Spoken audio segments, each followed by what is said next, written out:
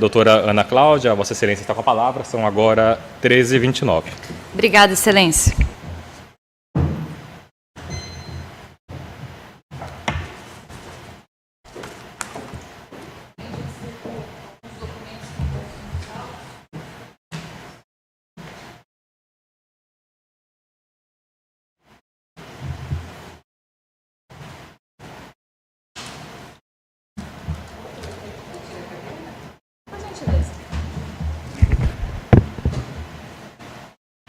Excelência, o tempo do Ministério Público está contando? Está aguardando? Está contando, senhor. Está contando? Então eu vou iniciar. Se houver alguma impugnação, aí eu aguardo. Bom dia, eu inicio cumprimentando o excelentíssimo juiz-presidente, Dr. Fernando Ramon. Novamente estamos aqui fazendo nosso trabalho perante o plenário do Tribunal do Júri. Cumprimento novamente e agradeço pelos trabalhos, excelência. Também cumprimento a defesa, aos advogados presentes. Um excelente trabalho a todos. Cumprimento aos serventuários da Justiça, todos aqui presentes, que possibilitam que essa sessão ocorra de forma organizada e tranquila. Cumprimento a minha residente Bárbara, meu braço direito do Ministério Público, minha futura colega de profissão. Cumprimento aos policiais presentes, que protegem a nossa Jacarezinho. Cumprimento aos policiais penais presentes, que fizeram a escolta do réu até aqui. Agradeço a presença dos senhores. Também cumprimento aos populares que aqui se encontram. É um momento que sempre aproveito para apresentar mais uma vez a atuação do Ministério Público. O Ministério Público é o local em que o povo tem voz. É o local em que trabalhamos com o povo, pelo povo e para o povo. Quando assim estamos unidos ao povo, esse nosso trabalho está sendo concretizado. E é por isso também que eu aqui convido todos aqueles que muitas das vezes não são ouvidos, que venham ao Ministério Público para ser escutado e muitas das vezes para que o Ministério Público ecoe a voz deles que já não é escutado. Portanto, o Ministério Público está sempre de portas abertas àqueles que queiram, àqueles que precisam de algo da concretização dos seus direitos. Cumprimento a vítima estava por vídeo, não está presente nesse momento, mas de toda forma deixo meu cumprimento ao senhor Fernando Desidério. Também cumprimento o réu, senhor Leonardo Sunelaites. Cumprimento também, faço por último, mas aqui, em ordem de importância, os senhores seriam os primeiros. Hoje são os senhores que julgam esse caso. Os senhores hoje estão responsáveis por equilibrar a balança da justiça. Na mãos dos senhores sai hoje uma decisão que é motivada pela consciência que tem. Saem daqui, e é isso que motiva aqui a atuação, que saem pensando, eu contribuí, eu escrevi uma linha na justiça. Na história da justiça, hoje eu fiz parte. Meu nome vai ficar na ata, o nome dos senhores ficará registrado. E saibam que quando chegarem em casa, no descanso, a hora que forem deitar, pensem, cumpri o meu dever, estou com a consciência tranquila, e é isso que importa. A importância dos jurados é o povo julgando. Isso é a abertura da democracia no judiciário. É trazer o povo para julgar um semelhante seu. E julgar num crime que é um crime de sangue.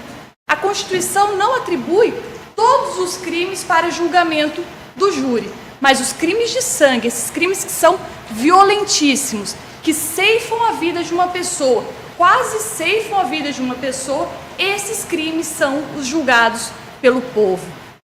Pensem a importância de estarem aqui hoje. É por isso que eu os agradeço. Tenho toda a minha satisfação de estar aqui com os protagonistas desse julgamento. Hoje, se por um lapso meu, alguma situação não ficar esclarecida, meu gabinete é aberto. Venham ao Ministério Público, conheçam, perguntem, não podem sair daqui com dúvidas. E se ficar alguma dúvida, pergunte lá, venha ao meu gabinete, nós esclarecemos. O atendimento ao público é o que nos motiva. É esse o nosso mistério, é essa a nossa missão aqui. O Ministério Público, eu já os convidei a conhecer, que é a voz dos que não são ouvidos, é a que luta por justiça. O Ministério Público é apresentado hoje por uma promotora de justiça e uma promotora, como o nome diz, não uma promotora de acusação. Eu não sou obrigada a pedir a condenação de ninguém. Não há qualquer prejuízo para mim se eu vier hoje aqui e pedir absolvição. A convicção que o Ministério Público forma é a convicção com base nos autos, no estudo do processo. No que está aqui é aquilo que nós vamos trabalhar para seguir. Eu não me prendo a uma condenação, não me prendo, portanto, a aquilo. Houve uma denúncia, houve um processo, chegou aqui para ser julgado pelos senhores, mas eu não me prendo a isso, eu me prendo à justiça. O nome do cargo que eu exerço é o nome de um cargo que mostra aquilo que a gente vem no sentido de promover a justiça. Não sou promotora de acusação, não sou promotora que peço a condenação quando não estou convicta, não preciso disso. De forma alguma eu tenho qualquer prejuízo se eu pedir absolvição. Se eu pedir absolvição, sabendo que ali eu tenho um culpado, prejuízo para mim é a minha consciência. Essa eu não consigo dormir. Essa eu sei que eu não estou desempenhando meu papel. Eu deixo de ser promotora de justiça e passo a ser promotora de injustiça. Isso eu não compactuo. Essa situação de injustiça, de absolver o culpado, não é algo que me é caro. Não fiz concurso, não estudei para estar aqui hoje para exercer esse trabalho, esse papel. O que o Ministério Público faz? Quando o Ministério Público ele acusa, quando está nesse papel de, olha, aconteceu um crime, há indício de quem fez esse crime foi fulano, a partir disso o Ministério Público oferece uma denúncia. Há toda uma instrução processual, vai para o judiciário, ele vai ser ouvido perante o juiz, e isso antes já teve um inquérito. Antes de chegar numa fase de denúncia, tem a fase de investigação. Vamos investigar o que aconteceu. Com a investigação, junta-se elementos, um elemento de materialidade, ou seja, a prova da existência daquele crime. Esse crime aconteceu. O crime aconteceu e quem fez esse crime? Aí nós temos indícios de autoria. A partir disso, oferecemos a denúncia. Com a denúncia dá início, portanto, uma fase judicial, uma fase que vai levar ao juiz, o réu vai se defender por meio de seus advogados e, uma vez acontecendo isso, ele é ouvido em juízo. Quando ele é ouvido em juízo, o réu, as testemunhas têm a oportunidade de falar perante o juiz aquilo que aconteceu. Se não fosse um caso de júri, quem julgaria, se não fosse um crime doloso contra a vida, quem julgaria seria o juiz togado. A ele caberia sentenciar com as fundamentações ali trazidas. Diferente num caso de crime de sangue. Nesses crimes dolosos contra a vida, quem julga é o povo, são os senhores, os protagonistas desse julgamento. E nesse caso, nós temos também esses elementos, forma denúncia, ali, diferente do caso que vai para o juiz, há uma outra fase que, havendo elementos que indiquem que o crime ocorreu, que indiquem que há o suposto réu ali, leva-se para os senhores falarem, olha, teve o crime, não teve o crime, foi fulano, não foi fulano, e aí os senhores julgam de acordo com a convicção. A diferença entre os senhores e o juiz togado, mesmo sendo juízes, é a de que o jurado não precisa motivar o voto, diferente do juiz. Ele, sim, numa sentença, tem que fundamentar tudo o que convence ele a absolver ou condenar uma pessoa. Os senhores têm a livre convicção, a consciência, o coração é o censor que vai dizer o que é o certo e é o errado naquele caso.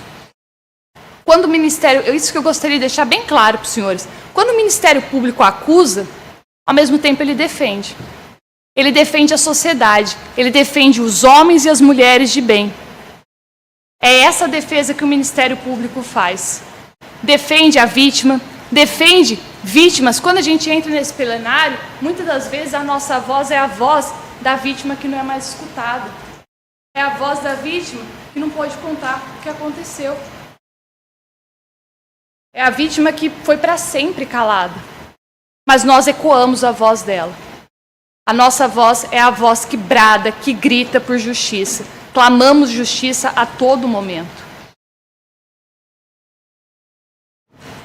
Os fatos que aconteceram aqui, os senhores já têm uma noção. Nós exibimos o que aconteceu hoje aqui, foi questionado as testemunhas, a vítima, o réu também falou. O que aconteceu aqui? Que o Fernando, ele saiu do trabalho, foi para um bar, lá bebeu, teve um desentendimento ali. Nesse desentendimento, o que ele nos contou, e aí vem uma surpresa para o Ministério Público. Depois de todo o estudo desse processo, há dias debruçada nesse processo, nas oitivas em juízo que pude reproduzir, que foram ouvidos, hoje a vítima e o senhor Ailton mudaram o depoimento deles. Mudaram o depoimento que eles deram na delegacia, mudaram o depoimento que eles deram em juízo e hoje trouxeram uma versão completamente diferente. Então, o que eu vou pedir a reprodução, Excelência, nesse momento, daquilo que fora dito em juízo. Lembram quando me causou surpresa ao ouvir a vítima primeiro? Mas o senhor disse outra coisa quando foi ouvir. Que a defesa ficou alvoroçada nesse momento. Não é isso. Mostre para os jurados. Esse é o momento que eu vou mostrar para os senhores o que aconteceu. Por isso que eu peço a reprodução nesse momento daquilo que a vítima disse perante o juízo. Quando foi escutada sobre esse processo, eu quero que os senhores formem a convicção dos senhores daquilo que ocorreu ou não ocorreu. Se o que foi dito hoje é compatível com o que foi dito na delegacia, com o que foi dito em juízo e ou o que foi dito hoje.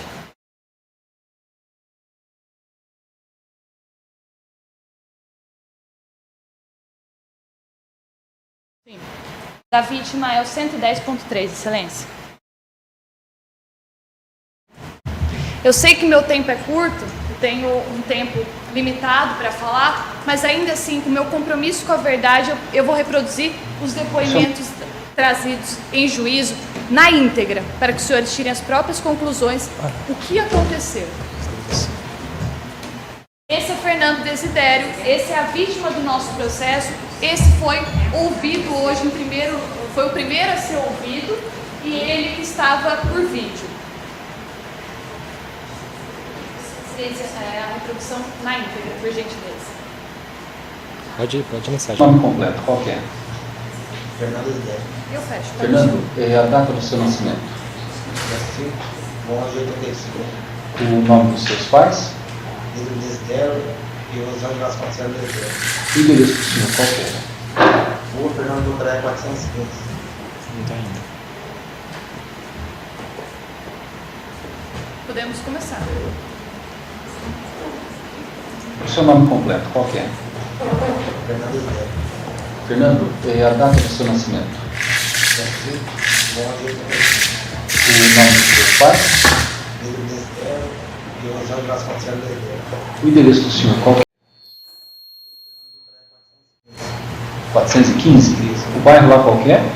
Bar, a hora que Fernando estava embriagado. Estava ruim de bebida. Fernando ficou ali, a hora que ele estava na Fernando Botarelli, saindo para ir para a casa da sua mãe, quem o surpreendeu? Boquinha. Boquinha o surpreende e nisso começam as agressões contra a vítima, contra Fernando. Dessas agressões ali na Fernando Botarelli, perto da capela mortuária, dessas agressões, a vítima, o Fernando, recebeu uma pedrada na cabeça. Lembra hoje que eu perguntei para ele, o senhor foi para a UTI? Ele falou que não. Guarda essa informação. A vítima mesmo. Ele tomou uma pedrada na cabeça, tomou chute, soco, havia lesão no cotovelo dele, que foi informado hoje. Dessas lesões dele, com a pedrada ele chegou a desmaiar. Ele desmaiou, estava naquela situação meio consciente, meio inconsciente, com sangue ao redor dele. E nisso avisaram o primo, o Ailton e a Jéssica. Eles são casados. O segundo e o terceiro que vieram aqui depois do Fernando são casados. Eles convivem juntos. E ali chamaram, falou, ó, o Xuxinha, o Fernando, a vítima, está sendo agredida. Homicídio, é isso mesmo? E o Ailton, nisso ele foi lá e o Ailton relatou em juízo que ele viu a hora que Boquinha estava prestes a dar uma tijolada na cabeça dele, do Fernando desmaiado. Hoje ele não confirmou, isso é o que ele disse em juízo. Eu vou reproduzir para os senhores. Estava prestes a dar uma tijolada na cabeça do Fernando já ali caído. A Jéssica hoje nos deu certeza. Ela falou, foi o Boquinha. Eu vi o Boquinha a hora que jogou pedra, jogou tijolo. Ela viu. Ela nos relatou isso. O que aconteceu a hora que Ailton saiu da sua casa, ele saiu e o Boquinha, que estava prestes a dar a tijolada, não deu a tijolada nele. E o Boquinha saiu, Ailton desesperado, chegaram a avisar a Rosângela, a mãe do Fernando, todo desesperado, conseguiram o socorro de uma terceira pessoa, que eles esperaram o SAMU, não aguentaram a espera ali, colocaram o Fernando num carro, levaram ao hospital. Quando ele chegou no hospital, ele foi para a UTI, com traumatismo crânioencefálico, baixo nível de consciência, em razão da pedrada. Agora, já é possível? Não? O seu nome completo, qual que é?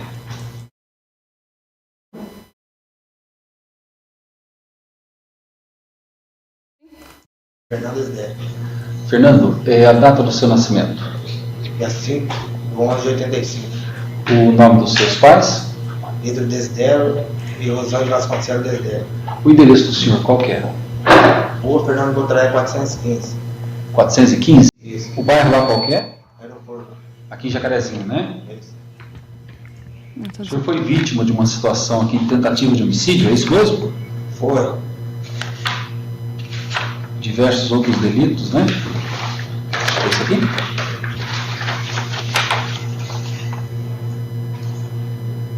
Então ele faz essa afirmação, não vai prestar o compromisso, mas deve relatar a respeito dos fatos aquilo que sabe. A denúncia, as acusações que tem contra o Leonardo Barbosa similares já foram lidas ao senhor lá fora? O senhor lá fora? Deu. Sobre esses fatos serão feitas perguntas, inicialmente pelo Ministério Público, depois pela Defesa. O senhor deve responder somente com aquilo que souber. Passo a palavra ao Ministério Público. Obrigado, Excelência.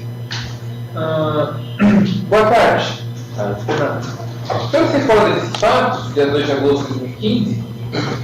Então, assim, quando eu estava trabalhando, eu trabalhava aqui perto na estação, na Promodada. Dali eu saí, aí parei com os amigos tomar aqui na Vila 7. Aí nós tomando, eu subi para parar no bar lá em cima do aeroporto. Tava a mochila da serviço ainda. Aí parei, fiquei tomando e essa turma tava lá, esse Boquinha, esse turma. Aí deu uma discussão do nada, veio essa discussão.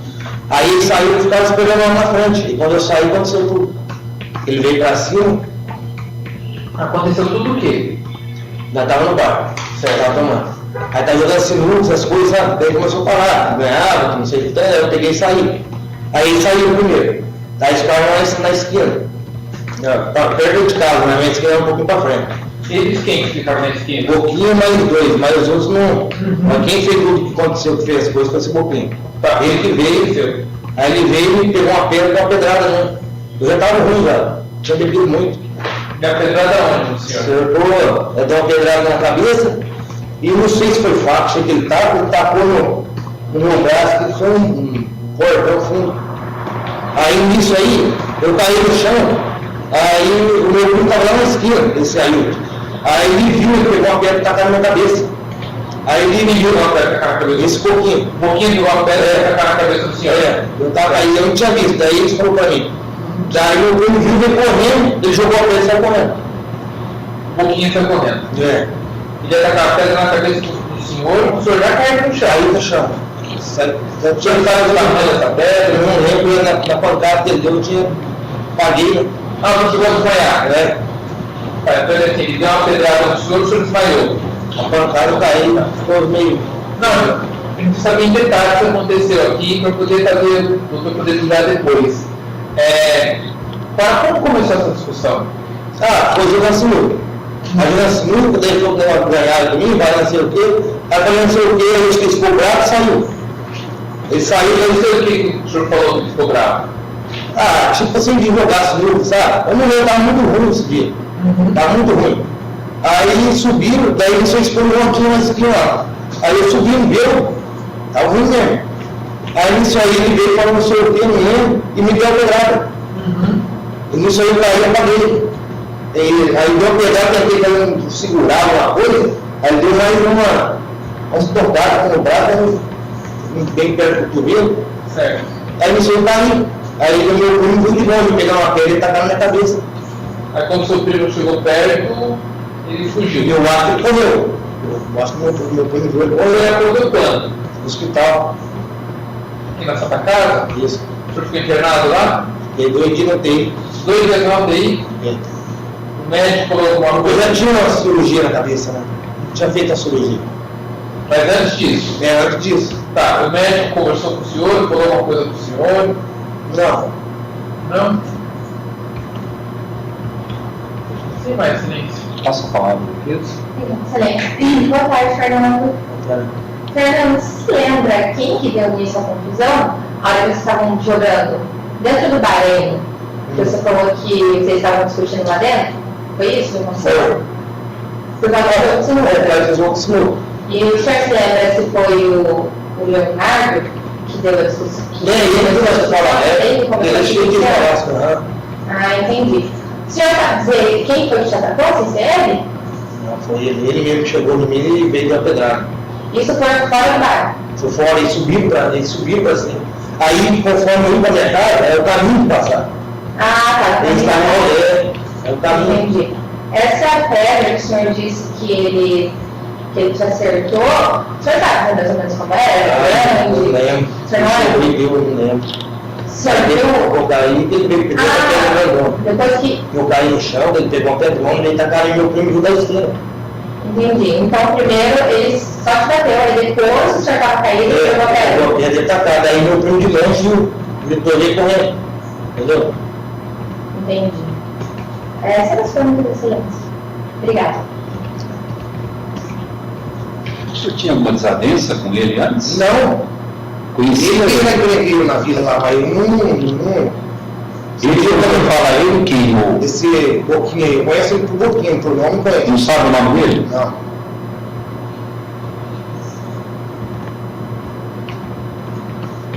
Eu não larguei a mão, esse negócio de bar, eu não bebo mais, desde que aconteceu isso aí.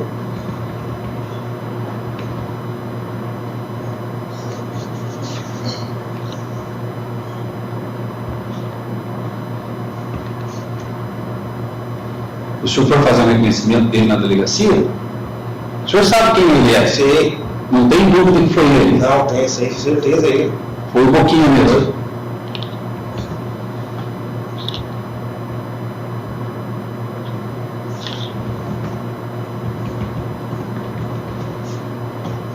Nessa discussão, ele falou que ia matar o senhor, alguma coisa ou não? O senhor não lembra? Não lembro.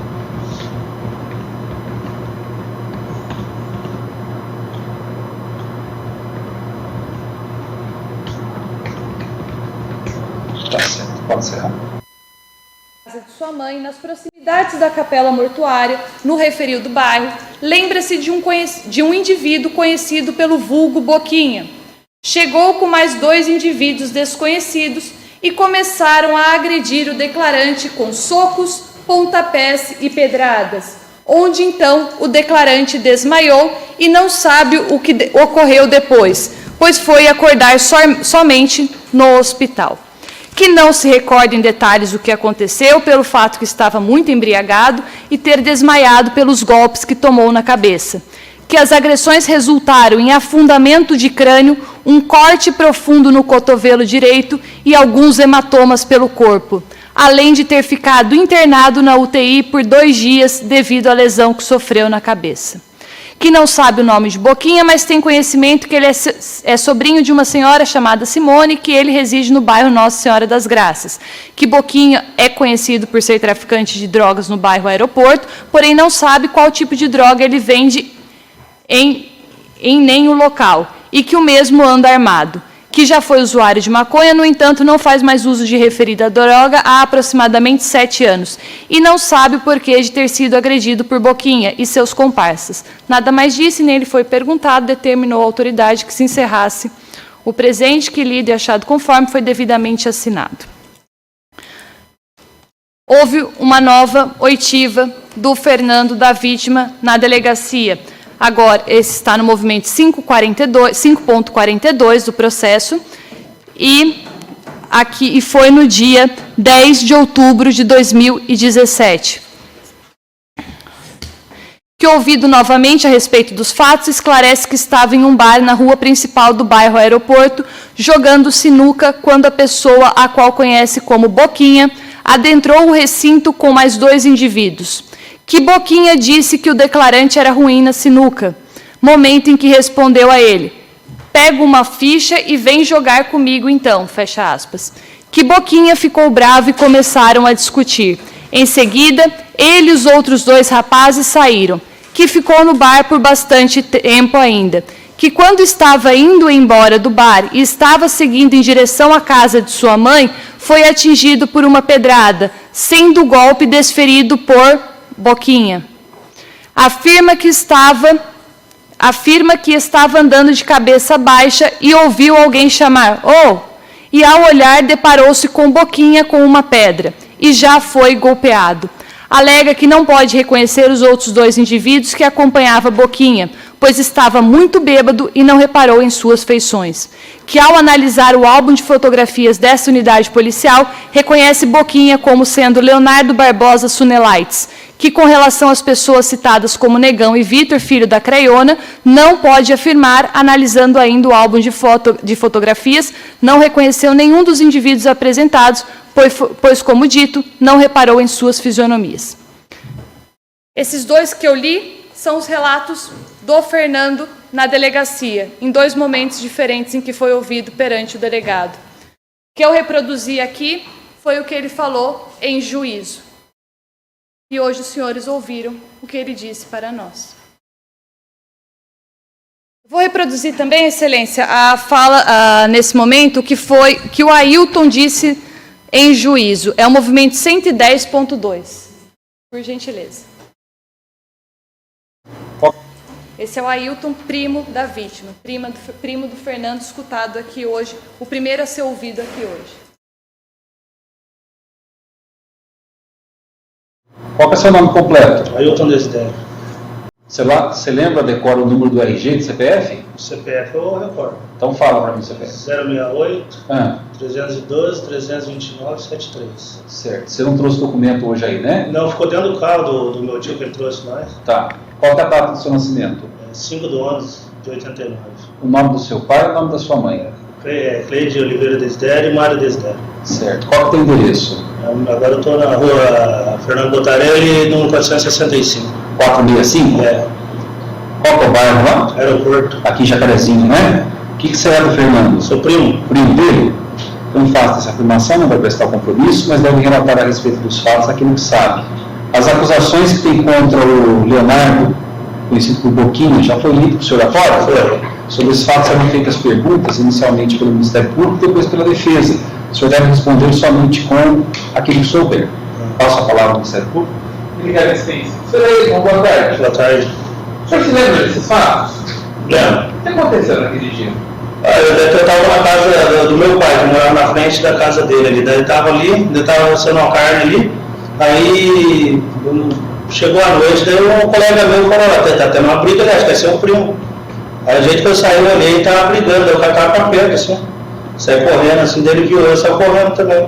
Aí eu parei outro carro, um carro colega conhecido meu, coloquei ele dentro do carro e eu fui pro hospital.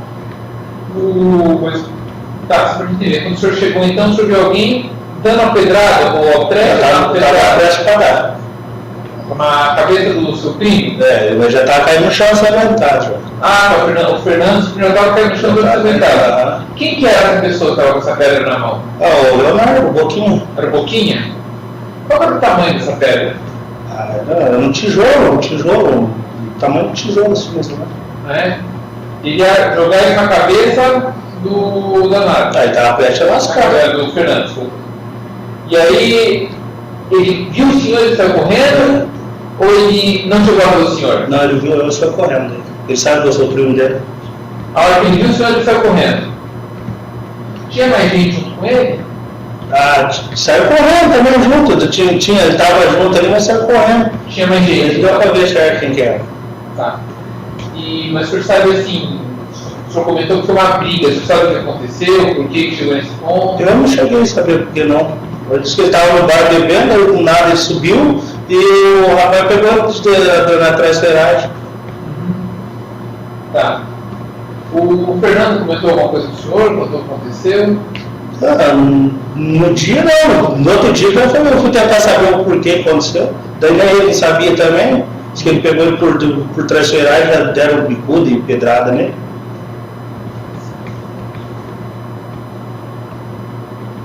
O Leonardo, o Boquinha, o senhor conhece ele? Ele é primo da minha mulher. O senhor sabe se ele já tinha alguma desavença, algum problema com o Fernando antes? Eu acho que não. Ele era uma pessoa conhecida no bairro por causa do problema? Por quê?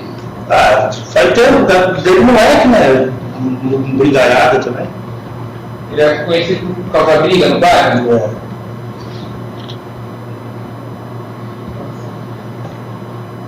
O senhor sabe se o Fernando ficou internado, foi pro hospital? Ficou 2 dias. Acho que ficou 2 dias no hospital, acho. Sim, mas excelente. Passo a palavra para a defesa. Boa tarde, Ailton. Boa tarde. Ailton, na delegacia, no seu depoimento, o senhor disse que o senhor estava na sua casa, já era noite, e uma pessoa foi buscar o senhor para falar que o Fernando se envolveu numa briga e que ele estava caído. Que o senhor chegou no local, mas o senhor não tinha visto ninguém, apenas o Fernando caído. E agora que o doutor perguntou se o senhor viu o Boquinha arremessando a pedra, o senhor disse que viu? Eu vi, o caso que eu estava na casa do meu pai. Eu morava na casa do meu pai. Na casa do meu pai lá. Daí o Joel veio e chamou eu e falou. Aí eu vi o cara estava com a pedra, ele viu eu saindo de lá dentro da casa. Falou. Mas a casa do seu pai era perto? Perto, é de esquina, sim. Casa de esquina? Entendi. E aí, a hora que ele viu o senhor, ele saiu correndo. Falou que não falou nada? Não, ele nem cheguei perto. Na hora que ele viu eu não correndo pra cima, ele já saiu correndo. Então ele não chegou a arremessar a pedra? Não, saiu correndo, né? Entendi. Aí o senhor chegou no local lá mais próximo, o senhor viu um outro objeto, uma arma? Tinha umas coisas caídas, tinha umas pedras caídas no chão. As pedras de pau também, se não me engano. Pedra? Você sabe se estava com sujeito de sangue, alguma coisa? Não, porque eu tinha lascado nele, né? Entendi. Na hora também que cheguei lá, eu vi daquele jeito lá, a gente ficou meio assustado, né? O senhor não reconhece as outras pessoas que estavam juntos? Eu não lembro, não. Na hora que eu cheguei, já estava saindo já. Aí o senhor só viu o Boquinha? Eu só estava ali na hora ali. Aí as pessoas falaram que tinha mais gente saiu lá. Entendi. Obrigada, sem mais, excelência. O Boquinho o senhor viu? Vi. Não tem dúvida que era ele? Não, chegou mais ou menos perto, de esquina, né?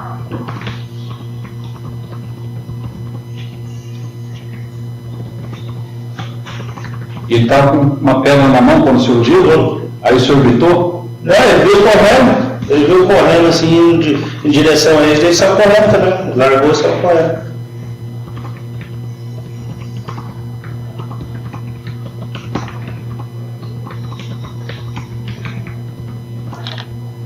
O senhor não chegou a conversar com o seu primo depois para saber o porquê da briga? Então, eu conversei com ele, ele falou que não lembrava também, não tinha por que ter brigado, ele pegou traiçoeiragem.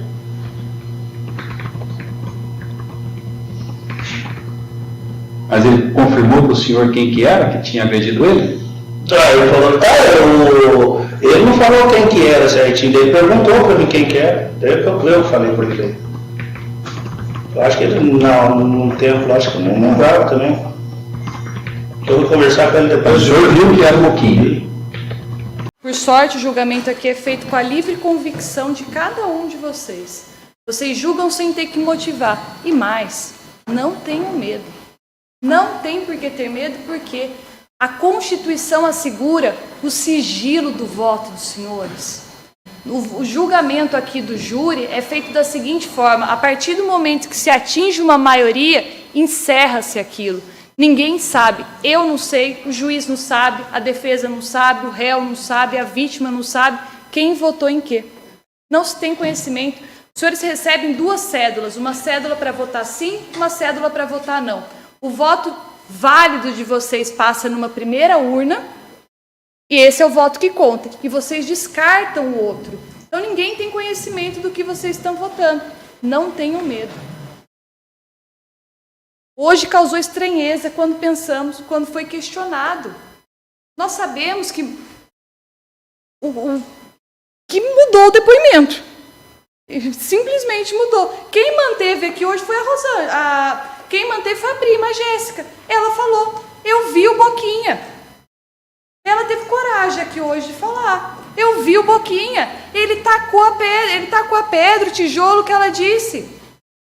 A Rosângela, eu perguntei, mas a senhora sabia quem falou? Não vou falar. Mas a senhora, o que a senhora ouviu dizer? Não ouvi dizer.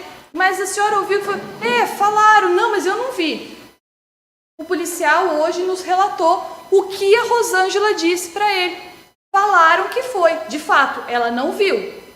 Mas quando o policial chegou, o último a depor antes do réu, chegou aqui e falou, olha, o que os pais dele me falaram lá no hospital quando ele estava internado foi que quem tinha feito aquilo falavam que era o Boquinha. O primo viu, o primo mora perto. Ele relatou em juízo, que ele viu a hora que estava prestes a, nos termos dele, a lascar o tijolo na cabeça do Fernando caído.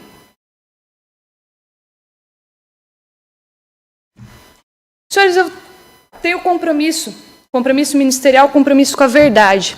Tenho compromisso de falar para os senhores que esse júri hoje quase não saiu. Esse júri foi marcado em janeiro, a data dele, e ontem foi atravessada uma petição constituindo um novo... Primeiro, quem acompanhou o réu durante todo o processo, que tramita há 4 anos no judiciário, a denúncia, o início da ação penal, se deu em 2019. Está aqui nos autos, especificamente... No dia 22 de maio de 2019, é quando esse processo entra no judiciário. Hoje está sendo o julgamento. Estamos em 2023, 5 de maio de 2023. Esse plenário foi marcado em janeiro. Nós temos que intimar todo o corpo de jurado, todos aqueles que estavam aqui presentes, testemunha, vítima. E ontem, o réu constituiu um novo advogado, um advogado que juntou a petição que estava enfermo, em razão da enfermidade do atestado médico, não poderia fazer esse júri, pedindo o cancelamento. Cancelamento, já estão todos comunicados. O Ministério Público de pronto se manifestou pela manutenção desse plenário, conhecedor dos gastos públicos dos empenhos que são desempenhados para a realização do plenário. Não se marca o plenário 24 horas antes.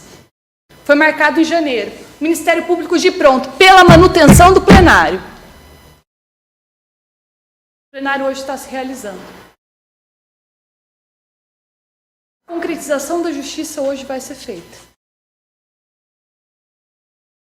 Nós não coadunamos com a situação desse cancelamento do plenário. E mais, percebam, nós temos vítima aqui que mudou o depoimento. Testemunha que a todo momento nos disse uma coisa e hoje muda o depoimento. Se esse plenário fosse postergado, o que poderia acontecer? Nós não estamos entendendo o que aconteceu com essa surpresa que aconteceu hoje. Mudança total do depoimento. O que aconteceu? Quem que está falando? verdade pra gente. E mais, o réu quando foi ouvido na delegacia, aqui eu trago o depoimento dele. O depoimento dele está no movimento 5.34, Leonardo Barbosa Sunelaites. Depois de cientificado do crime que lhe é imputado e de seus direitos constitucionais, passou o qualificado a ser interrogado pela autoridade policial, que, sobre os fatos, esclarece que desconhece totalmente, ponto e vírgula, que não conhece a pessoa de Fernando Desidério. Hoje ele nos relatou que viu a briga. Na delegacia ele falou que desconhece totalmente. Em que momento que ele fala a verdade? Em que momento a gente pode acreditar no réu? Viu ou não viu? Não existe meia verdade. Ou viu ou não viu. Ou conhecia ou não conhecia.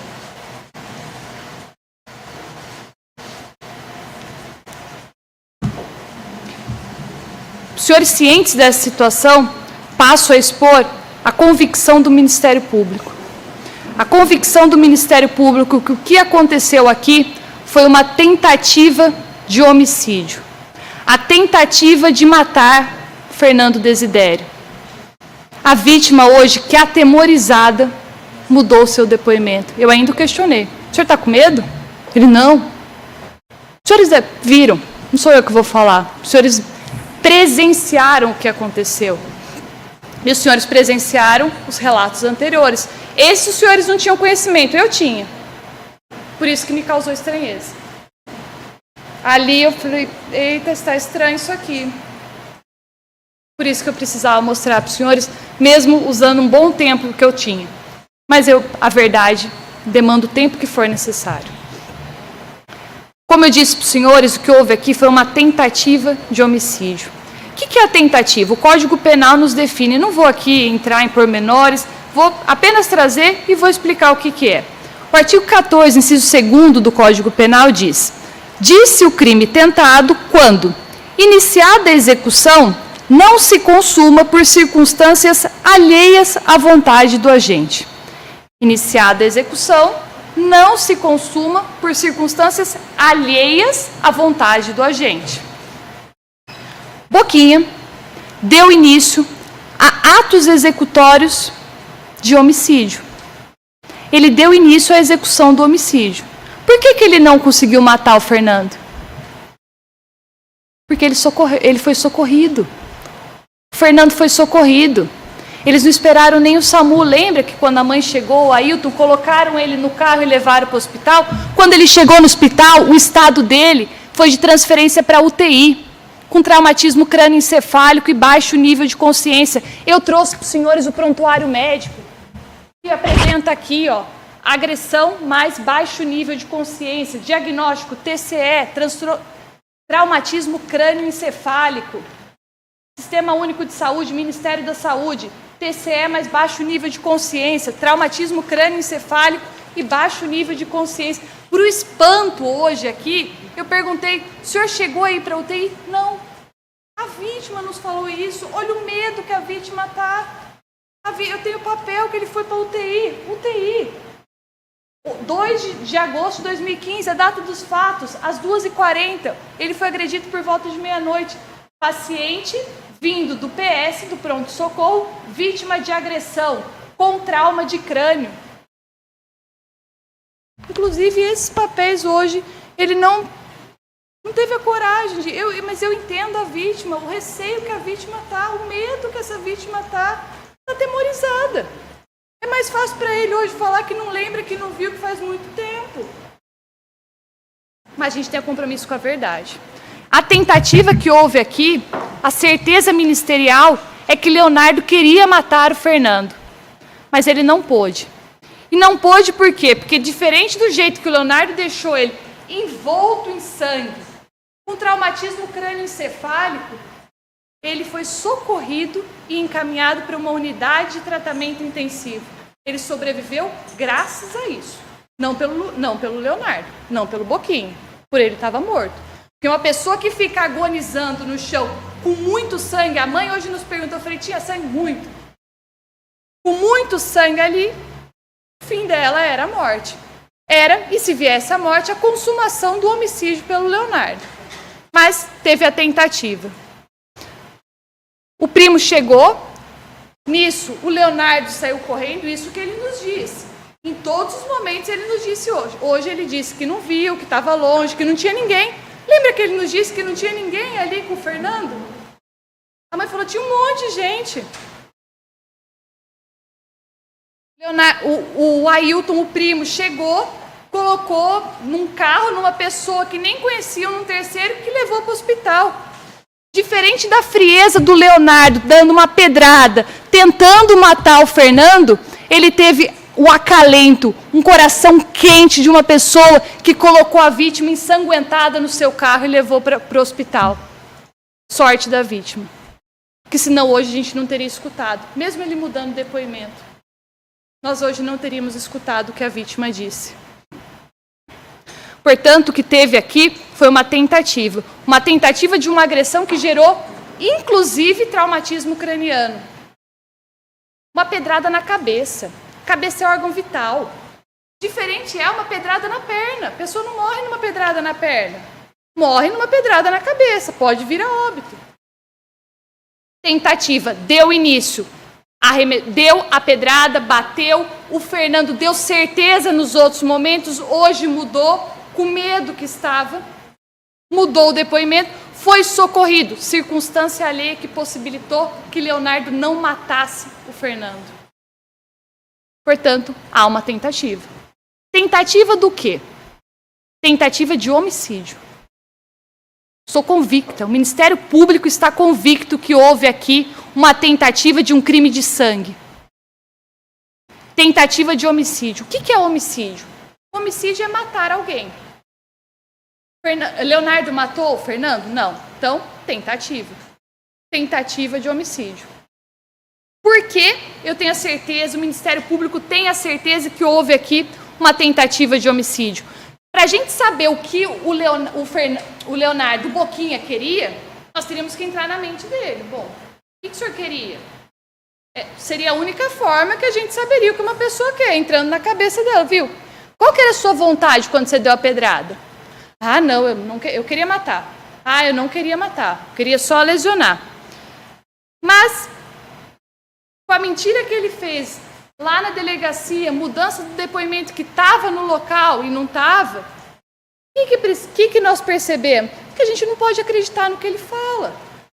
O que ele fala não se coaduna com a verdade. Se ele falou num momento que não estava, depois que estava, hoje ele disse que ele estava, mas que ele não participou. Como que a gente vai acreditar se ele falar, não tinha intenção? Nós não vamos nos ater àquilo que ele diz, às intenções que ele fala. Nós vamos nos ater àquilo que ele faz. Não ao que ele fala, mas aos atos daquilo que ele faz. Se a gente se pautasse no que ele diz, hoje não seria dia de justiça. Hoje seria dia de injustiça, dia de tergiversar com a mentira, dia de absolver o culpado. Mas hoje é dia de justiça. É dia de responsabilizar aquele que tentou matar uma pessoa. Nós vamos analisar o que o réu quis com base naquilo que ele fez, não no que ele fala. O que ele fez foi dar uma pedrada na cabeça da vítima. Foi deixar a vítima no chão e quase dar uma pedrada. A Jéssica nos confirmou isso aqui. A Jéssica nos disse, foi o Boquinha, eu vi. A única pessoa que teve coragem hoje, ela e o policial que se mantiveram firmes aqui, de nos dizer, policial denota que não tem medo, policial combate. Eu sabia que o policial ia manter um depoimento coerente. O policial, ele nos protege, ele defende a nossa sociedade. Ele não vai ter medo de mensagem, do que possa ter acontecido, ele não vai ter medo. O policial sabe, o que eu vi, eu falo. Ele jogou uma pedra na altura da cabeça do Fernando. Tanto que ele veio a ficar inconsciente. ele foi socorrido na UTI com traumatismo crânioencefálico. Afundamento de crânio. O crânio policial nos diz. A médica disse que ele estava com traumatismo craniano. Afundamento de crânio. A vontade do réu é inequívoca. Diferentemente do que ele fala, que ele não estava, que ele não queria, ele fez. Ele tentou matar Fernando. Quem não quer matar não arremessa uma pedra na direção da cabeça de ninguém.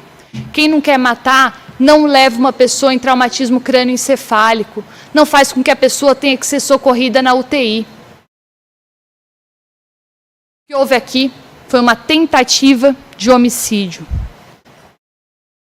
Leonardo Barbosa Sunelaites, vulgo Boquinha, quis matar o Fernando. E não conseguiu porque Fernando foi socorrido numa UTI. Os fatos são claros. Eu preciso que os senhores tenham coragem hoje para julgar. É na nossa sociedade que aconteceu isso. É na rua dos nossos bairros. É na nossa Jacarezinho. Jacarezinho, inclusive, é a cidade que eu escolhi para morar. A cidade que os senhores escolheram para morar. É a cidade que, mesmo passando em outros concursos do Ministério Público, no Ceará, no Mato Grosso, foi em Jacarezinho que eu quis ficar. E a gente não pode permitir que isso aconteça, que isso continue na nossa cidade, é a nossa Jacarezinho. Nós não podemos ter medo. Medo não é condizente à atitude de cidadão de bem. Nós temos os meios de nos protegermos. Nós vimos a verdade na nossa frente. Então, sabendo que o que aconteceu aqui foi uma tentativa de homicídio, e o compromisso do Ministério Público com a verdade é tão forte que na denúncia, lembra quando eu disse que eu não tenho compromisso com a acusação, não tenho compromisso com condenação, mas tenho com a verdade, com a justiça? Na denúncia constou que foi por questões de briga de bar e por isso há ali um aumento da pena, uma qualificadora. Então, pela denúncia, era uma tentativa de homicídio qualificado por motivo fútil. O que é motivo fútil? É um motivo desproporcional. Matar uma pessoa por uma briga de sinuca. O Fernando não nos confirmou isso hoje. Na análise que eu fiz do processo, primeiramente, no primeiro momento que ele é escutado na delegacia, ele não fala. Depois ele se lembra. Com essa contradição, o Ministério Público hoje fala para os senhores que não defende que aconteceu a briga do bar. Porque eu não tenho certeza, na dúvida, eu não vou acusar alguém sem saber. Não vou imputar a alguém aquilo que não aconteceu. Se hoje o Fernando tivesse me falado que foi por conta da briga do bar, porque só ele sabia. O Ailton não estava lá, a Rosângela não estava lá, o policial não estava lá, a Jéssica não estava lá. Quem estava no primeiro momento na briga do bar era só o Fernando, e ele não nos confirmou. Não confirmou da briga do bar, que não lembra que estava embriagado, estava ruim.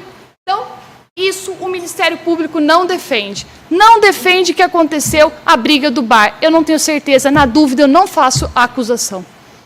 Portanto, o que o Ministério Público entende que aconteceu aqui hoje foi uma tentativa de homicídio. Isso não há dúvidas. Tentou matar, não conseguiu porque teve socorro. Socorro na UTI por um terceiro, não pelo próprio réu. O motivo fútil, não defendo. Quando vier a pergunta para os senhores se ele matou em razão da disputa do bar, os senhores têm a livre convicção. Se os senhores acharem que foi isso, vocês podem votar sim. É a consciência dos senhores. O Ministério Público entende que não houve. Pelo Ministério Público, a resposta é não. A convicção dos senhores é a que impera. É soberana. A vontade dos senhores é soberana. Nada muda a vontade dos senhores. A decisão do juiz togado não muda a vontade dos senhores. Do desembargador, do ministro do STJ, do STF, não muda a vontade dos senhores. A vontade dos senhores é soberana. A Constituição assegura a soberania dos vereditos, a soberania dos votos do Senhor. Nada está acima dos votos dos senhores. Olha a importância. Sabendo, então, que houve aqui uma tentativa de homicídio, o Ministério Público tem que comprovar duas situações. A materialidade e a autoria. A autoria, os senhores já viram. Mas eu ainda reforço ela. Mas a materialidade, o que é a materialidade de um crime? É a prova que existiu aquele crime. É a prova que houve uma tentativa de homicídio. Se fosse um homicídio, qual que é a materialidade do crime? Eu tenho a certidão de óbito. Fulano morreu. Aqui a comprovação. Eu tenho um laudo aqui necroscópico, morreu por isso, por isso, por aquilo. Numa tentativa, a materialidade, a prova disso é outra. Porque a gente não tem o corpo, a gente não teve o óbito. Por sorte, pelo socorro. O que a gente tem é o seguinte. Nós tivemos aí, por isso que eu entreguei a pasta para os senhores. A materialidade é comprovada por outras formas. É comprovada, na ordem até que eu apresentei para os senhores, pela portaria da delegada. A delegada dá início a uma investigação com aquilo que chega para ela. Olha o que ela diz. Portaria de instauração de um inquérito, de instauração de uma investigação. Considerando haver chegado ao conhecimento desta autoridade policial por meio do Boletim de Ocorrências 2015-795770, que no dia 2 de agosto de 2015, por volta da 00:30, na rua Fernando Botarelli, bairro Aeroporto, a vítima, Fernando Desidério, foi agredida fisicamente por 3 indivíduos, tendo reconhecido apenas o agressor conhecido como Boquinha, que as agressões constituíram em socos, pontapés e pedradas, principalmente na cabeça da vítima que desmaiou, sendo encaminhada à Santa Casa, onde ficou internado por 2 dias na UTI, com afundamento de crânio, corte no cotovelo e hematomas no corpo. Com base nisso, a delegada deu início a uma investigação. Essa é a materialidade que Fernando sofreu uma tentativa de homicídio. Começa aqui a comprovação da prova da existência dessa tentativa de homicídio. Mas temos o boletim de ocorrências, está com os senhores nas pastas. Boletim de ocorrência, descrição sumária, denúncia. Relato solicitante que teria vários indivíduos brigando em frente à igreja. No local, realizamos patrulhamento pela rua Fernando Botarelli e imediações. Porém, ninguém foi localizado inicialmente. E logo na sequência, houve nova solicitação informando que uma pessoa havia chegado no hospital, com sinais de agressão física. Já na entrada do pronto-socorro, deparamos com a senhora Rosângela Vasconcelos Desidério e seu marido, o senhor Pedro Desidério, o qual passaram a informar que teriam levado seu filho, Fernando Desidério, de 29 anos, com carro e assistência de populares em caráter de urgência para a Santa Casa. Pois, segundo eles, Fernando havia sido agredido a pedradas de indivíduos, onde ele foi encontrado inconsciente, abre parênteses, caído e sangrando em via pública. Informaram ainda que um dos suspeitos da agressão seria um indivíduo conhecido por vulgo Boquinha, que segundo eles era sobrinho de uma mulher de nome Simone e que é morador do bairro Nossa Senhora das Graças. Ainda, segundo a mãe da vítima, teria ligado no hospital uma pessoa de nome Leomar, dizendo que se seu filho tivesse participação das agressões à vítima, ele não iria protegê-la das sanções da justiça. Ato contínuo, fomos informados pelo médico de plantão que a vítima teve afundamento de crânio e traumatismo craniano, sendo levado em caráter de urgência para a UTI para as providências e cuidados médicos. Mais um fato de que teve a tentativa de homicídio ao Fernando.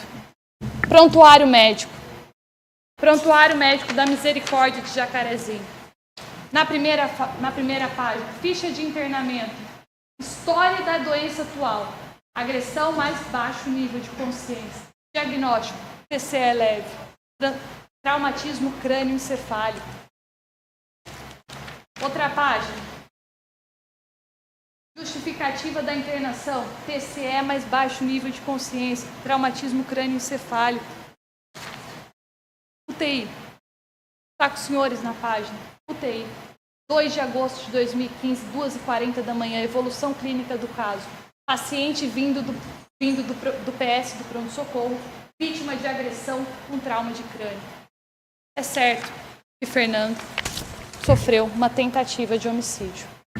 É inequívoco. Não há dúvidas, portanto, quanto à prova da existência do crime de tentativa de homicídio. As testemunhas hoje relataram, ele teve que ser socorrido depois da agressão. Ainda nesse momento da materialidade, da prova da existência, nós não estamos preocupados com a autoria, no primeiro momento. Portanto, confirmada a materialidade, a prova da existência do crime, nós, tendo essa certeza, vamos perguntar, quem que fez esse crime? E eu quero deixar uma coisa bem clara para os senhores. Para nós sabermos quem fez esse crime, nós vamos nos ater às provas desses autos. O que está em julgamento hoje aqui é uma tentativa de homicídio com a vítima Fernando. Eu quero deixar bem claro para os senhores que não está em julgamento aqui o roubo que a vítima praticou 11 dias depois dos fatos aqui apurados. Para isso, ele já foi condenado a 6 anos, 4 meses. Também não é, que fique bem claro, a outra tentativa de homicídio em Ribeirão Claro, cometida no dia 7/6/2016. Os autos a tentativa que estamos apurando aqui do Fernando é de 2015. Não é essa tentativa de homicídio. Para isso, ele já foi condenado a 6 anos e 3 meses. Que fique bem claro, também não é a receptação com posse de arma de fogo. Para isso, ele já foi condenado a 2 anos. Mas não é o outro crime de roubo. Para isso, ele já foi condenado a 8 anos, 3 meses e 16 dias. Que fique muito claro, eu peço a atenção dos senhores, não é também o crime de desacato. Para isso, já houve condenação a 8 meses e 5 dias. O que nos importa hoje são as provas desses autos. O que nos importa hoje é a tentativa de homicídio que teve o Fernando como vítima. Tenham isso em mente. É essa tentativa de homicídio desses autos, dessa investigação que nos importa. Nos importa, e nós sabemos, como foi reproduzido em juízo, que o Fernando, em juízo, deu a certeza. Ele deu a certeza, foi o Boquinha. O senhor estava ruim de bebida, mas tem certeza? Tenho certeza, foi o Boquinha. O Ailton falou, os senhores viram? Não sou eu que estou falando, os senhores ouviram e viram. O Ailton disse que foi, que chamaram ele, a hora que ele viu, o Fernando estava prestes a dar o Boquinha estava prestes a dar uma pedrada no Fernando, na vítima. Eles disseram, eles hoje não corroboraram, e eu dou a certeza para os senhores por medo, porque eles se contradisseram. Eu poderia hoje defender uma absolvição. Sabe por que eu não defendo a absolvição? Por estudo aos autos, por uma coerência ao que foi feito aqui. O que hoje nós tivemos foi uma vítima e um primo de uma vítima com medo. Por isso mudaram o depoimento que eles deram. Hoje, com essa mudança do depoimento do senhor Ailton, ele só não é responsabilizado pelo crime de falso testemunho porque ele tem parentesco com a vítima, e aí ele é ouvido como informante.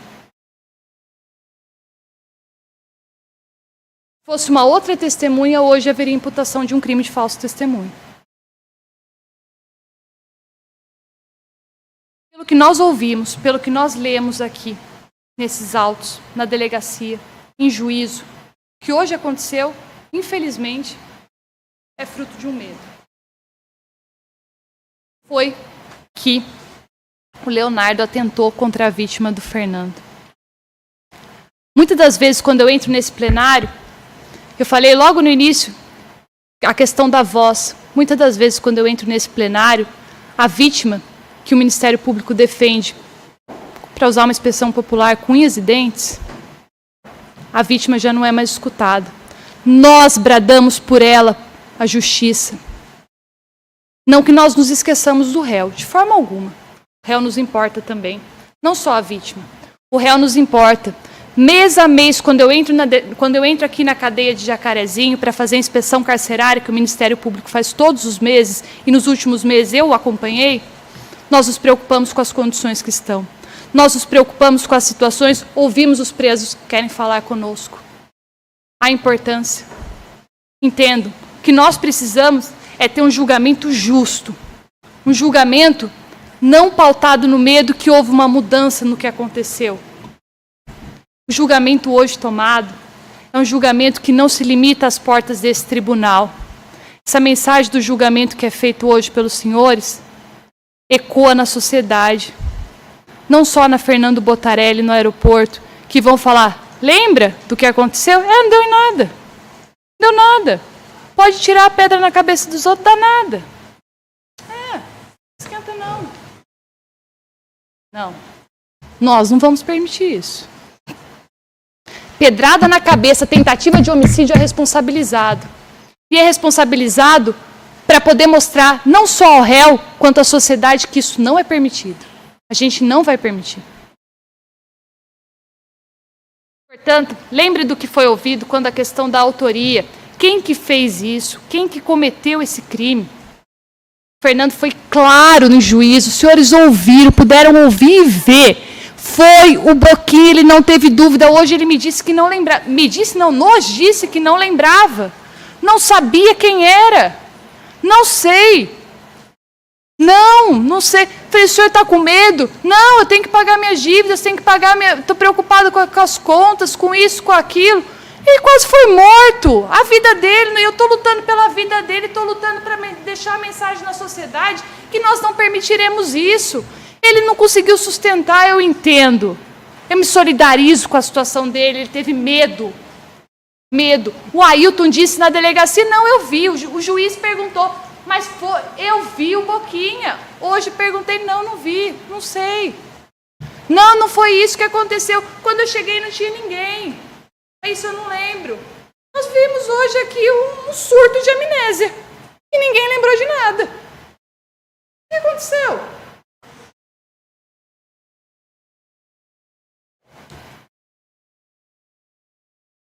Boquinha mesmo mentiu. Mentiu na delegacia quando falou que não viu nada. Hoje disse que viu a briga, só não participou. Na palavra dele que a gente vai acreditar? Ele mentiu para não ser responsabilizado, mas a responsabilização torna uma pessoa melhor. A responsabilização permite que não haja impunidade perante o erro. Permite que saiba que o ato errado é punido. O ato errado é responsabilizado. Que não é possível fazer, portanto, injustiça. A gente precisa fazer justiça, injustiça inclusive com ele. Se hoje é julgado a situação de que pode fazer isso, sabe quem é, e mesmo assim se pede uma absolvição, sabe quem está em defesa? É a sociedade. É a sociedade que fica em defesa. Que uma pedrada na cabeça, a vítima perante o juízo dizendo que era Boquinha. Ainda assim, Ailton disse, Jéssica, gente, olha o que a Jéssica disse. Foi ele, eu tenho certeza. O policial, eu escutei da mãe quando eu cheguei no hospital. A mãe, eu não vou falar, mas eu ouvi, mas não vou falar porque não vi. Nós temos provas que foi ele. Não tem dúvida aqui, não há dúvida. Não há. Se houvesse dúvidas, como eu disse, não haveria problema nenhum de pedir absolvição. Mas eu não posso pedir absolvição do culpado. Isso é uma incoerência com o que aconteceu até agora. Com o que nós vimos aqui hoje. A Jéssica disse, o policial disse, Rosângela, a mãe, ainda que ficou com medo, ainda disse, eu ouvi que foi ele. Qual a dúvida? Quem que falou que não foi? Ele que disse que não foi. Ele que mentiu. Que disse que não sabia.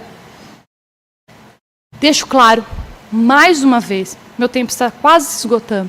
Deixo claro mais uma vez, não está em julgamento os outros delitos cometidos. Não é a outra tentativa de homicídio, não é os outros roubos, não é o desacato, não é o tráfico, não são esses os crimes que estão em julgamento. Nós estamos nos atendo aos autos, ao que ele cometeu neste processo. É isso que nos importa.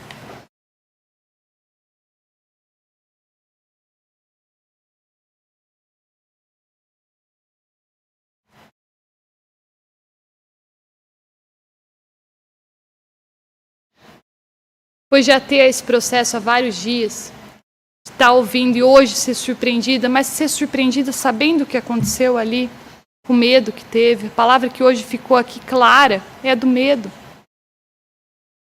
Medo de falar o que aconteceu. Melhor falar, bom, eu não morri, melhor deixar quieto.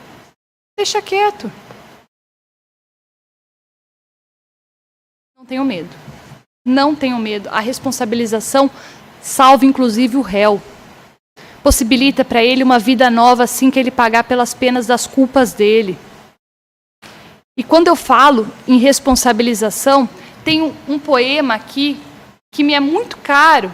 Um poema que mostra para a gente a importância de responsabilizar, de dar uma mensagem, de dar uma resposta, da sociedade trazer uma resposta. De uma mensagem de que uma tentativa de homicídio, sabendo quem fez, não passa impune. A responsabilização é necessária. Ela impera hoje aqui.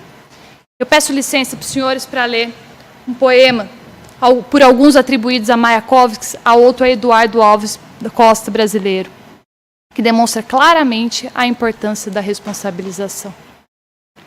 Na primeira noite, eles se aproximam e roubam uma flor do nosso jardim. E não dizemos nada. Na segunda noite, já não se escondem.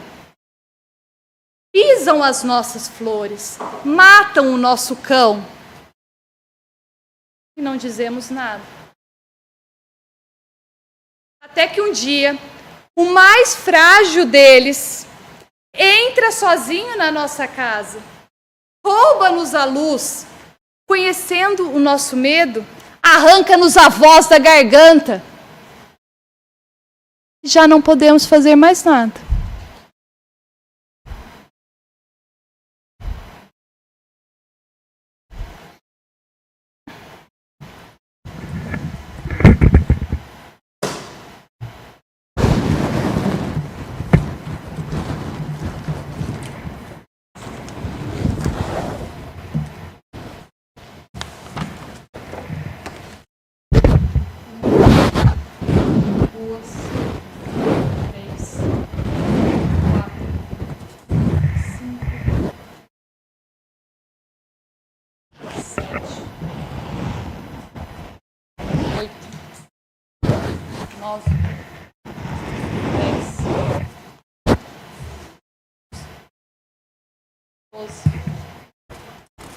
Treze, 14, 15, 16, 17.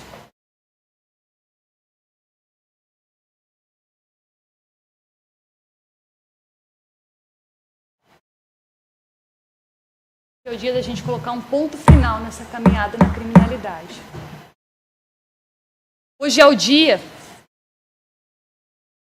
de mostrar para o réu, mostrar para a sociedade da nossa Jacarezinho, nossa cidade, que a tentativa de homicídio, que nós sabemos quem fez, que hoje não foi reproduzido no medo, não vai ser permitida. Hoje, haverá a responsabilização do poema, da importância da responsabilização. Eu desejo ao Leonardo que a 17ª página da sua folha de antecedentes criminais seja a última.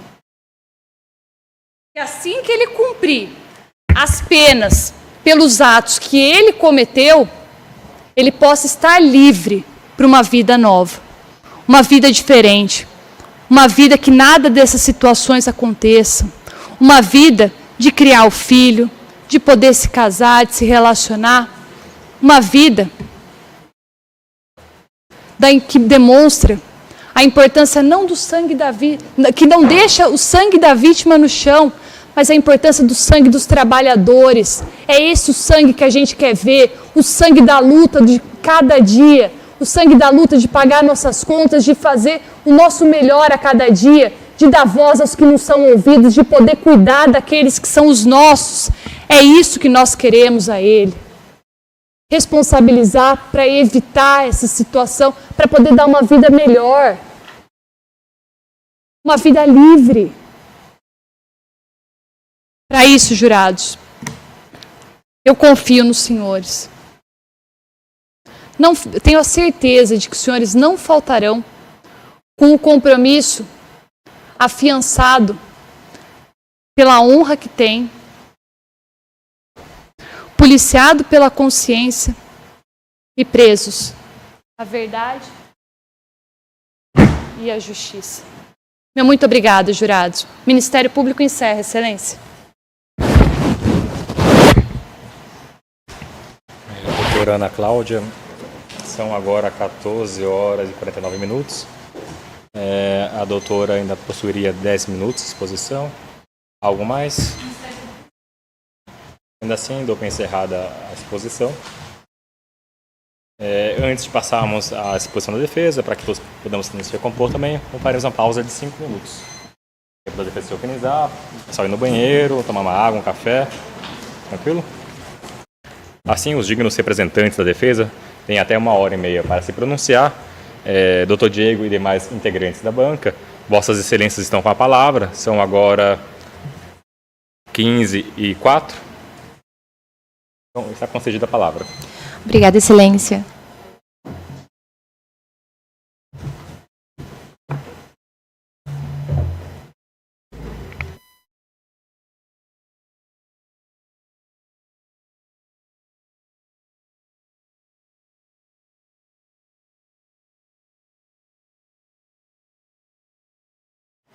Boa tarde a todos.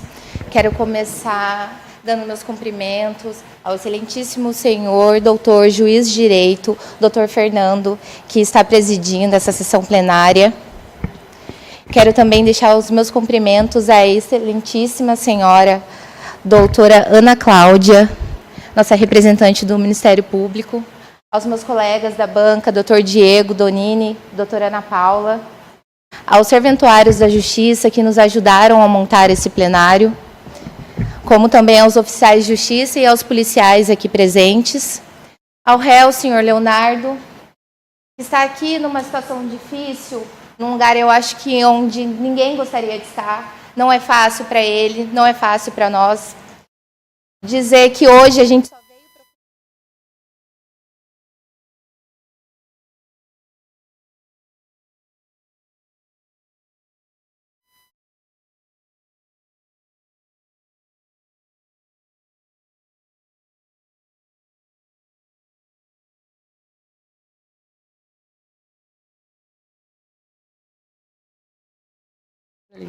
Obrigada.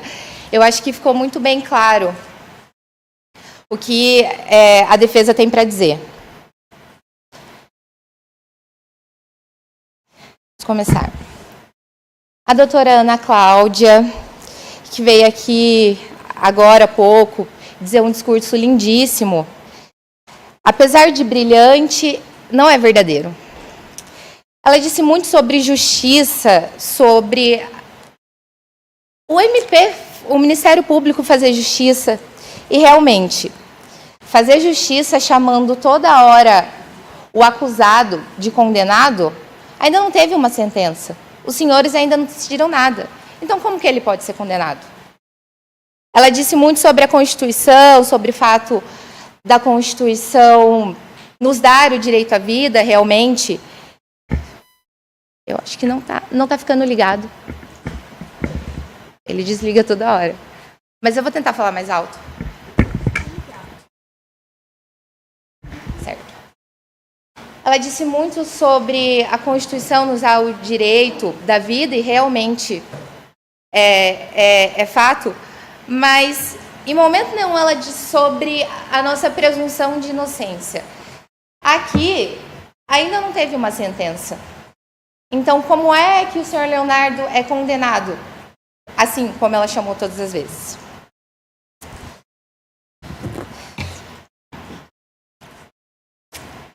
Vamos começar a falar sobre os depoimentos, que foi uma coisa que a doutora bateu muito sobre a incoerência. Realmente houve inúmeras incoerências. Na verdade, esse processo não tem uma prova certa. Tem as provas testemunhais, tem a palavra da vítima, em todas as fases do processo, tem a palavra das testemunhas, e realmente foram contraditas inúmeras vezes. A testemunha falou uma coisa em audiência, disse outra coisa em plenário, disse outra coisa na delegacia. Mas o Ministério Público trouxe muito o que as testemunhas e a vítima disseram em juízo. Mas por que a doutora não colocou o que eles disseram na delegacia? Você abrir, por favor. Você pode abrir para mim, por gentileza, o movimento 5.41?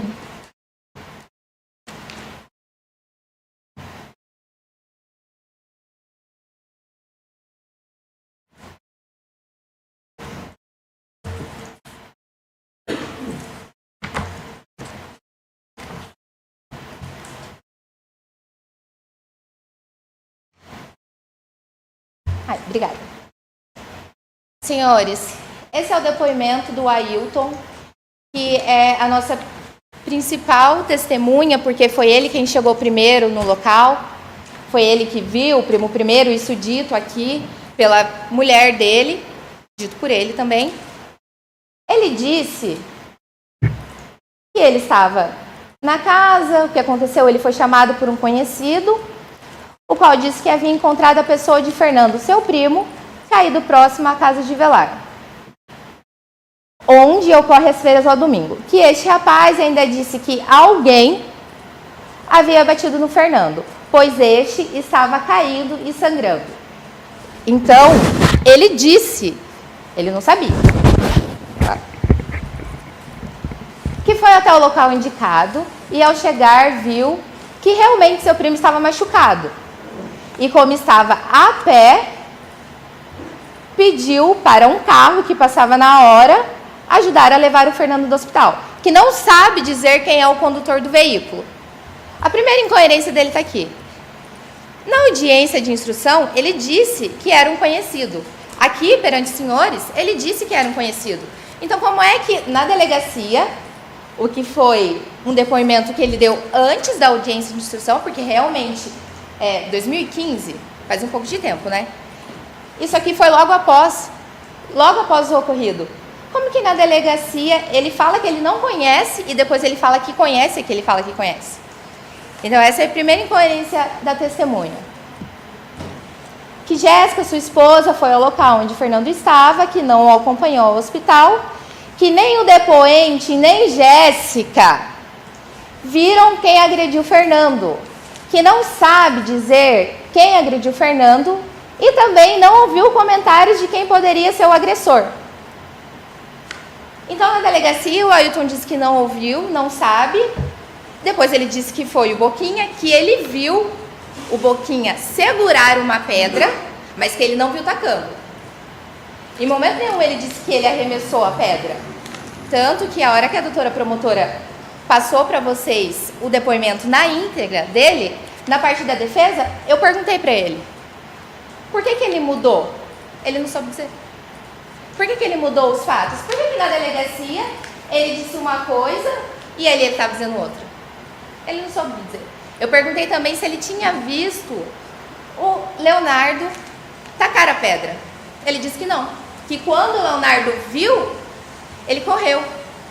Então, se o Leonardo correu com a pedra, como que tacou na cabeça? Vamos explicar. Mas tudo bem. A doutora falou muito sobre esses depoimentos e o Ministério Público quer colocar como uma verdade absoluta o fato de que o Leonardo atirou a pedra no Fernando, o que não é verdade. Por que ela não trouxe o depoimento da delegacia? Bem, foi incontroverso? Várias partes, como eu estou mostrando para Vossas Excelências agora. Bem, a Jéssica, mulher do Ailton, foi a única que supostamente manteve a versão dela dos fatos anteriormente ditos. Não sei. Acho que não. Vou mostrar para os senhores. Por favor, movimento 5.47.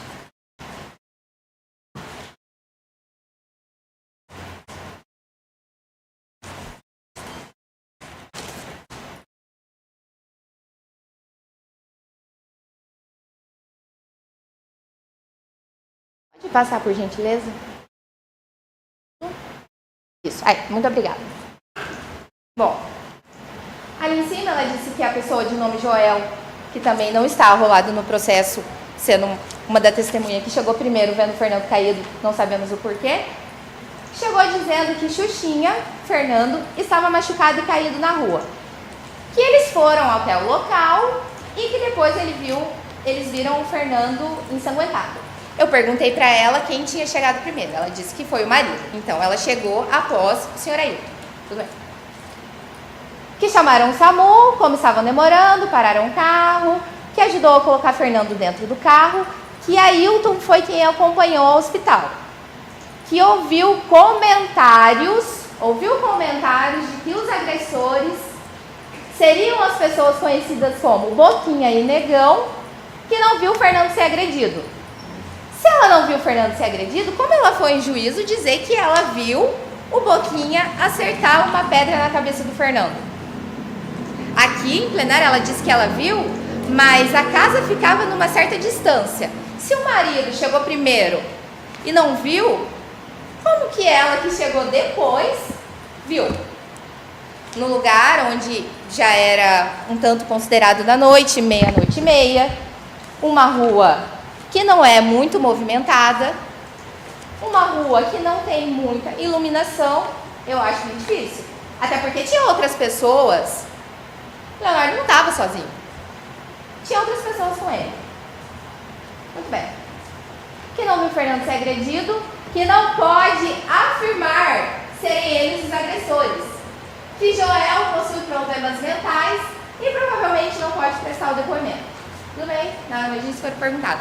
Então, se na delegacia, na frente da autoridade policial, ela disse que ela não pode afirmar, isso logo após acontecer os fatos. Você dá uma baixadinha para mim, por gentileza? Deixa eu ver o dia que foi. Acho que não tem a data. Mês de outubro. 24 de outubro. 2 meses depois dos fatos. Como que na audiência de instrução, que se eu não me engano foi em 2020, 5 anos depois dos fatos, ela viu o Boquinha atirar a pedra. Como que 3 meses depois da audiência, após falar que chegou depois do marido, ela sentou aqui dizer para os senhores que ela viu sim ele tacando a pedra. Eu acho que não a conta aqui não fecha. O que aconteceu? Viu, não viu? Ela estava lá, ela não estava? Não sei dizer. A vítima disse em plenário aqui, em alto e em bom tom para todo mundo ouvir, que não foi o Leonardo quem atirou a pedra na cabeça dele.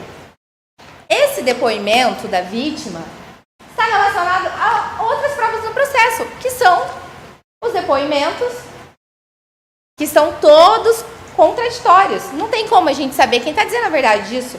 Mas, se a própria vítima disse que não foi Leonardo, disse que foi uma outra pessoa que já é falecida, o que o próprio réu que está aqui disse para os senhores a mesma coisa,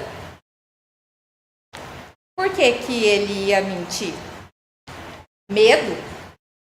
Ele estava aterrorizado? Ele não mora mais em Jacarezinho. Leonardo está preso por outra coisa na qual ele está pagando desde 2020. Então, assim, essa conta hoje aqui não está fechando. O senhor Fernando foi vítima, supostamente, de uma tentativa de homicídio. Quando alguém atenta com a nossa vida, eu posso estar muito errada, mas eu acredito que essa seja a minha principal preocupação de tudo, principalmente se essa pessoa está sendo julgada num plenário onde ela vai pagar pelo que ela supostamente fez. Eu não vou ficar preocupada com as minhas dívidas, como ele disse. Eu tenho coisas mais importantes para me preocupar. As minhas dívidas, o aluguel. Eu acredito que não. Eu acho que essa parte de que ele estava com medo, não sabemos dizer o motivo dele ter mentido na primeira fase do processo, mas eu acho que aqui ele não mudou por nada. Medo. Ele não estava nem presente. Como que ele ia ter medo? Do quê? Da câmera do celular lá na frente da casa dele? Não dá, né? Não dá.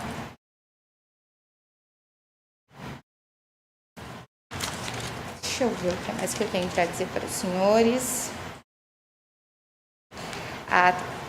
Sobre o depoimento do policial, a doutora disse muitíssimo bem, o policial, né, uma pessoa íntegra, chegou aqui, disse os fatos como ele ouviu, porque a polícia militar também não estava na hora que aconteceu e não estava depois.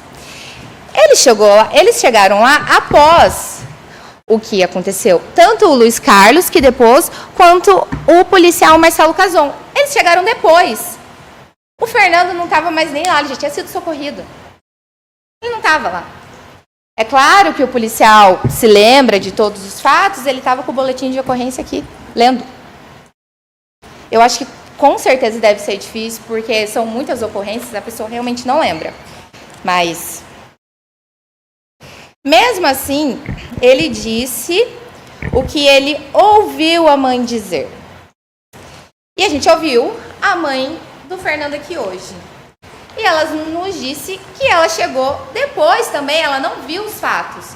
Que tinha muita gente em volta do filho, que ela ouviu os populares dizendo que poderia ser Leonardo. Que poderia ser Leonardo. Mas ninguém com provas concretas afirmando que foi Leonardo. Em momento nenhum. Todas as provas que nós temos nesses autos são suposições. Alguém falou que foi, ouviram falar que foi, mas ninguém chegou e disse que foi. Quem disse que foi, a vítima, falou que não, que foi uma pessoa que já até faleceu. Então,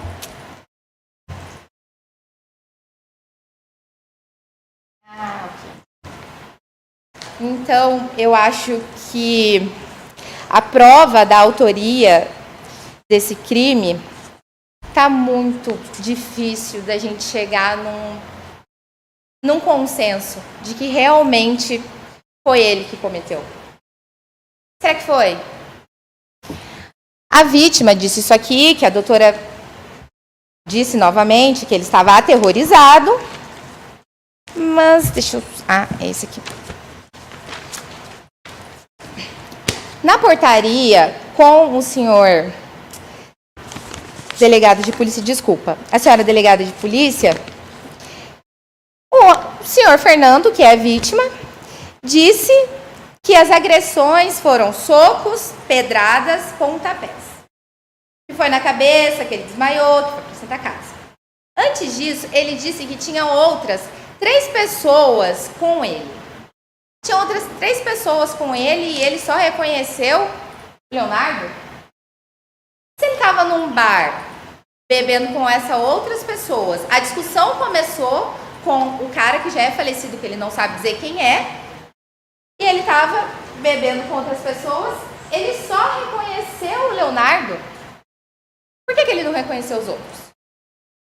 E por que se tinham 3 pessoas na briga, por que é o Leonardo que teve que tacar a pedra?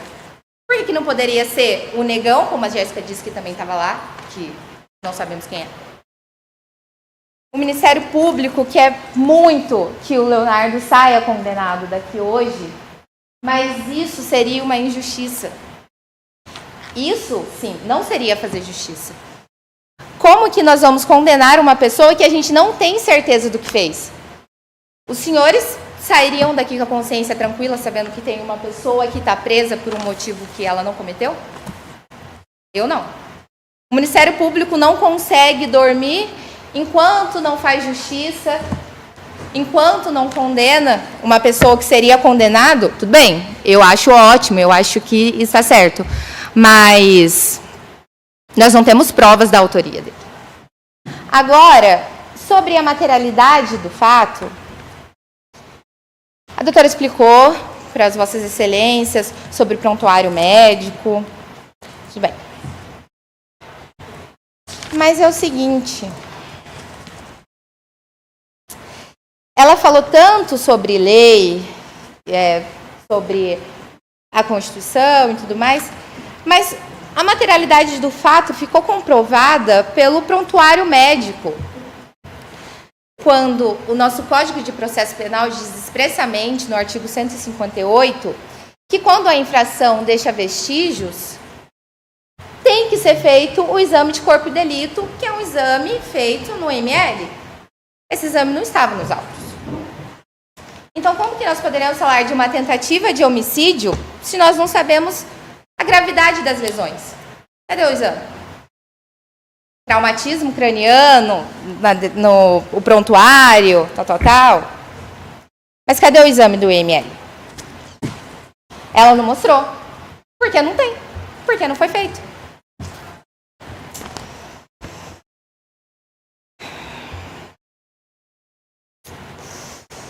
Enfim, eu não vou tomar muito tempo dos senhores. Eu acho que a doutora perdeu muito tempo falando sobre as infrações que o Leonardo cometeu, na qual ele já está pagando, porque é para isso que nós temos o nosso ordenamento jurídico. Porque se uma pessoa comete um crime, ela tem que ser punida, claro. E ela tem que pagar pelo que ela fez. É o que ele está fazendo. Com as outras coisas. Isso aqui, ele não fez. Não está em nenhum momento comprovado de que ele fez. Eu mostrei para os senhores todos os depoimentos que o Ministério Público não quis mostrar. Quis mostrar o depoimento na audiência, tudo bem. Por que não mostrou o depoimento na delegacia, que foi um depoimento dado 2 meses depois? Se a testemunha sabia que era o Boquinha desde o começo, por que ela esperou 5 anos na audiência de instrução para contar que foi? Por que ela não falou lá na delegacia? Acho que essa conta não está fechando, né? Então, senhores, gostaria de agradecer a atenção, desejar uma boa tarde e passo a palavra à minha amiga Ana Paula. Obrigada. Bom, primeiro, gostaria de cumprimentar a todos, Vossa Excelência, conheci hoje, muito prazer. Acho que está seguindo esse plenário lindamente, controlando a audiência. Muito obrigada pelo seu trabalho. Doutora Ana, que também é minha xará, muito prazer. Acho que fez explanações maravilhosas aqui e espero que a sua carreira seja longínqua no Ministério Público. Doutor Diego, que é meu amigo, é sempre um brilhante advogado, e a doutora Gabriela, que já conheço há muito tempo e também faz um trabalho magistroso aqui hoje. Não vou tomar o tempo de vocês, eu acho que a gente já está aqui desde manhã, ouvindo os depoimentos, verificando as provas. A doutora Gabriela também já fez a exposição dela aqui. Eu só queria chamar a atenção aqui para vocês em 2 pontos.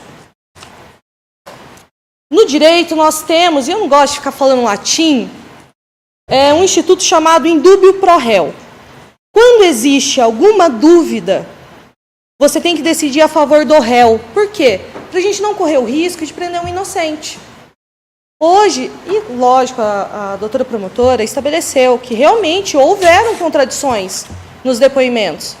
Teve depoimento na delegacia, como a doutora Gabriela explanou aqui, que falou uma coisa, chegou na audiência preliminar, foram ditas outras coisas, e aqui no plenário hoje foram completamente diferentes. Que pegou todo mundo de surpresa, realmente, a doutora promotora foi pega de surpresa pelos depoimentos.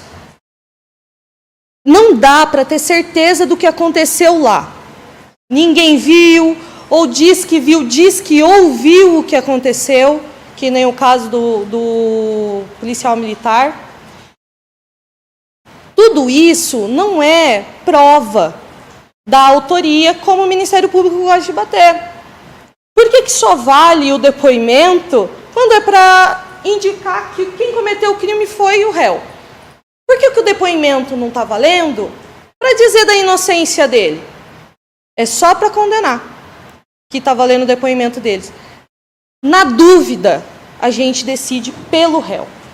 É isso, o direito estabelece isso. É simples e é fato. Hoje aqui, nós não conseguimos decidir e estabelecer uma verdade fática de que foi o réu que lesionou a cabeça da vítima. Nem mesmo a vítima estabeleceu isso. Pode ter falado em momento pretérito, mas hoje não. E nem no depoimento na delegacia, como a gente acabou de ver.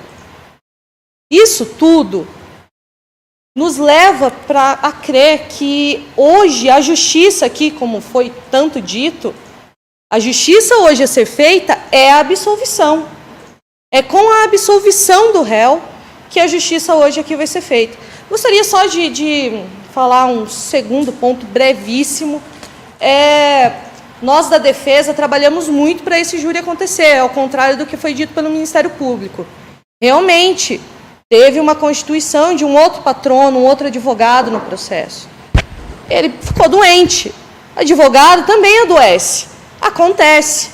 Todos nós trabalhamos durante a semana, ontem, até de madrugada, para que hoje esse júri acontecesse. Não é do interesse da defesa que o júri não acontecesse aqui hoje. Muito pelo contrário. Por quê? Porque nós temos convicção na absolvição e na inocência do réu. Nós trabalhamos e muito para que esse júri acontecesse.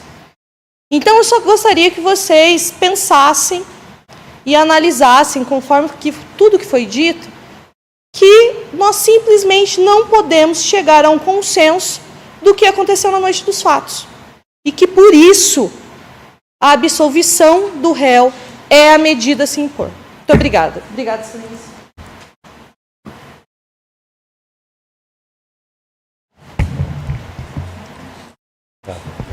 Doutores, são agora 15 horas e 29 minutos. Ainda possuem à disposição até 1 hora e 4 minutos. Há algo mais a ser exposto? Diante disso, está encerrado o discurso da defesa, às 15 horas e 29.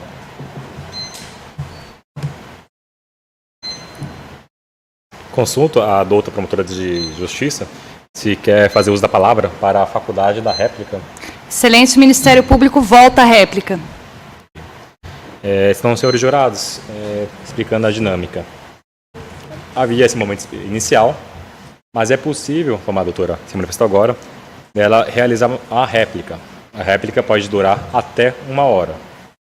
Diante disso, é possível depois a defesa, posteriormente, realizar a tréplica, também por mais 1 hora. Gostaria de saber se preferem realizar um intervalo neste momento,